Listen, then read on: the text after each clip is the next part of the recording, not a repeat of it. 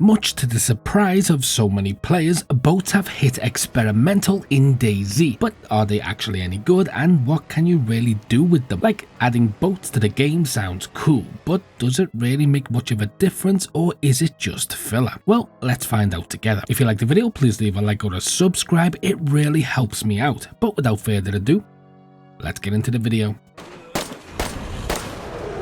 What the fuck was that noise? The devs have been working on boats since last year, and now they're finally in the game, so we actually get to experience them. So let's talk about what you can do with them before we go into other stuff you'll probably want to know. I'll timestamp for anybody who already knows this information, but encourage you to watch anyway because watch time does help the channel. Boats aren't your typical survival game vehicles now in DayZ. They're not what people thought they would be. The controls are surprisingly simple: forward, neutral, and reverse. That's it. You manage your speed by adjusting the throttle or shifting into reverse to slow down. Now, boats in DayZ have one simple but essential purpose: just getting from point A to point B across water with up to 3 of your friends. It's probably the best way to get your friends wet since Chris Pratt lost the puppy fat. But there are a few things you'll need to know. There's no onboard inventory space, which means you won't be able to hoard loot while on your boat, which is an interesting limitation that I think will actually encourage a lot of tactical decision making. You'll have to plan your trips carefully, only take what you need, make sure you've got enough fuel, and think ahead about your destination, especially given we now have inventory reductions within clothing too. This is an interesting approach given Sakal is an archipelago and some building resources may be difficult to transport, but from a survival perspective it does make sense. When it eventually hits stable, all you'll need to get a boat running is some gasoline and a spark plug. If you find the boat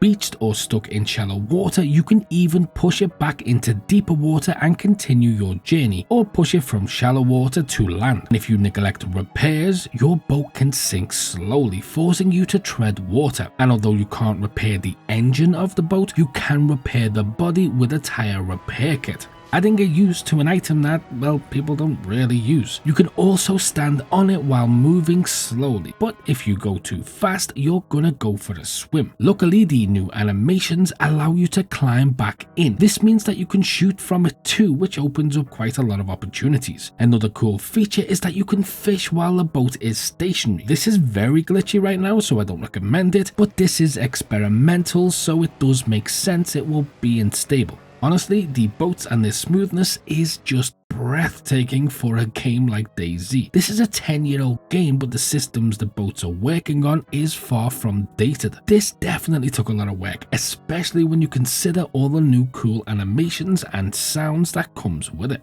But let's move on to the real reason for the video. So what does all this mean for DayZ? Just because you add something in doesn't necessarily mean that it improves the thing itself. Just think of every single Kevin James role. Well, let's look at a positive first. Boats introduce a new level of unpredictability to the game. We're definitely going to see more water-based combat situations, players ambushing each other mid-journey, or even intense firefights on rivers and coastlines. Having the ability to fire from these boats means you can be taken out from a sniper on any coastline, which is both something I think is really incredible, but something that also has the potential to really complicate things on Chernarus as it is, and potentially Sakal depending on where the spawn points are. We already have an issue with spawn campers on some servers, and I can imagine a lot of players just circling islands or the coast with a Mosin scoping out freshies. But again, this assumes something that isn't even confirmed in Sakal. We have no idea about spawns, but it is something that is definitely possible in Chernarus. Another thing I experienced in Chernarus is, well,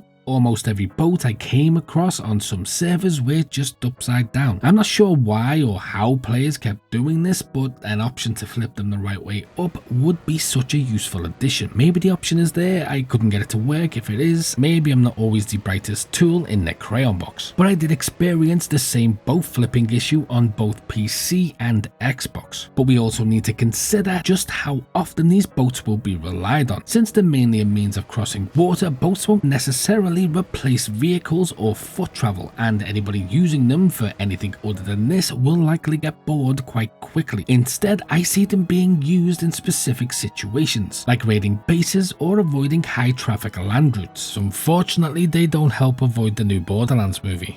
Ambushes and piracy could quickly become the norm as boats introduce a whole new dynamic to DayZ. Narrow straits and bottleneck areas along rivers and coasts will be prime spots for ambushes, where groups of players could wait for unsuspecting survivors to pass by. As players sail into these confined spaces, they could suddenly be under fire from hidden snipers or assault teams positioned on the cliffs and shorelines. But you've got to remember they can also fire back. Now, I know this sounds somewhat elaborate, assault teams and so on and so forth. However, it's DayZ and you've sort of got to expect the unexpected. In addition to ambushes, piracy could emerge as a major threat. Yes, I said pirate. You can now technically become a DayZ pirate, with groups actively patrolling the coast or rivers in search of boats or people to raid. These pirates could not only steal supplies, but could also commandeer other boats from unsuspecting fishermen, forcing survivors into deadly skirmishes at sea, leaving them stranded or exposed. Which is cool, but I might be the worst pirate you've ever heard of. But you have heard of me. Oh God, I'm showing my age with that reference. And now coastal warfare could become just as intense as battles inland, with no place really remaining truly safe. Not even on the water. And on land, the ability to bypass large sections of the map makes them a valuable asset, especially for larger groups coordinating attacks or escapes. But because the main design seems to be simply for transport of people and they're not really a useful utility vehicle as such, the creativity completely lies with the players. And that is probably the most interesting thing for me. Boats will likely change the flow of the game completely. Instead of sticking to the land routes, players will now have the option to hop into a boat and bypass the long, dangerous treks on foot or quickly shoot up the Livonian River just to get more supplies. They're also going to be incredible to just find and then go around the coast and collect your friends. Coastal towns, once forgotten in favor of inland loot routes, could become hot zones for ambushes, raids, or just faster travel. We're going to see entire strategies shift as players make use of these watercraft. On the surface, it seems like a small addition, but even on Chernarus, I'm having a blast and seeing huge potential for them, which is honestly something I didn't really expect. Slowly motoring along the coast in a moonlit sky as I look for freshies to share my discovery with gave me a feeling I haven't felt before in DayZ, and I genuinely loved it. But for the full breakdown of everything coming to patch 126, click here, or for something else, click here. And as always,